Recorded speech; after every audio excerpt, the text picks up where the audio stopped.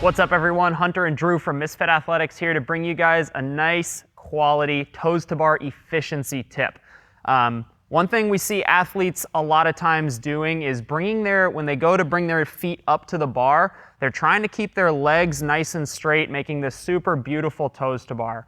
The problem is you don't get credit for a beautiful straight leg gymnastics style toes to bar in CrossFit. We need to be a little bit more efficient, and the way that we're gonna do that is by talking about bringing the knees up to the chest first to shorten that lever at the hip flexor and midline, and then just flicking the bar with the toes. So what I mean, I'm gonna have Drew work through a few kipping knee raises to start, just to kind of get this progression down, where his focus is gonna be getting those knees up to his chest and kind of balling himself up. You're also gonna notice that once he brings his knees up, he's making sure to get his legs straight and back out in front of him so that he can get long behind the bar and utilize the stretch reflex in his abs and his hip flexors, okay? So we're looking at the knees to chest and then the legs coming back out in front of him for 3 reps.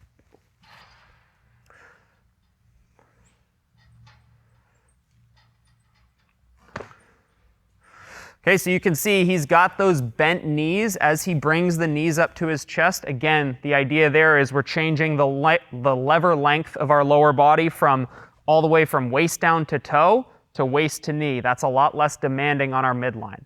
Now, once we can get the knees up to the chest, all we need to do is start adding a little bit of the flick. So Drew's gonna work through about 5 reps where he's gonna bring his knees up, flick, and then each successive rep, he's gonna flick his feet a little bit higher until he gets his toes to the bar. So we're still looking at that balling up and then the legs back out in front on every rep.